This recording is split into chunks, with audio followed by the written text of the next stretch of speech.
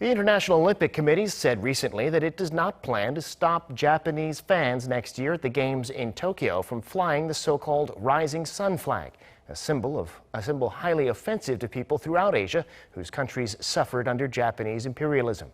The IOC so far has said simply that the Olympics should be free of political statements and that the flag itself is not inherently political. Our Kim Bo-kyung takes a closer look at the issue. To people in China, Korea, and other countries in Asia, the Rising Sun flag was the symbol of the Japanese Empire as it took over their countries in whole or part in the early 20th century. According to Alexis Dudden, a historian in the University of Conneticut, it is both unnecessary and unfortunate to see this flag still used by Japan's self-defense forces, some sports fans, and right-wing political groups. She compared the use of the Rising Sun to the Confederate flag in the U.S., flown by the South in the American Civil War. Like the Rising Sun, she said, the Confederate flag is now discredited not only because that side lost the war, but also because it causes deep pain and suffering to the descendants of the victimized.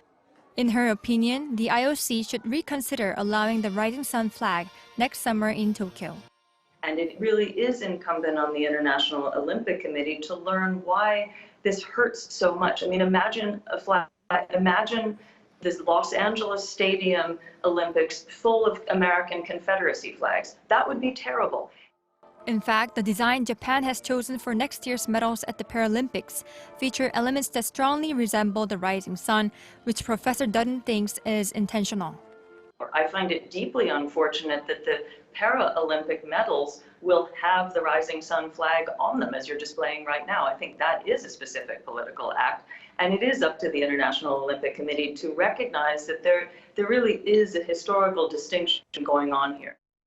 To settle the issue, she said it's important to have an international conversation to educate people on how much suffering this flag still causes. Along with that, she said she hopes the South Korean government can navigate the challenges Japan keeps putting in its way, and she urged the South Korean athletes who will be competing in Tokyo to rise above any provocations they encounter there. Kim Bo-kyung, Arirang News.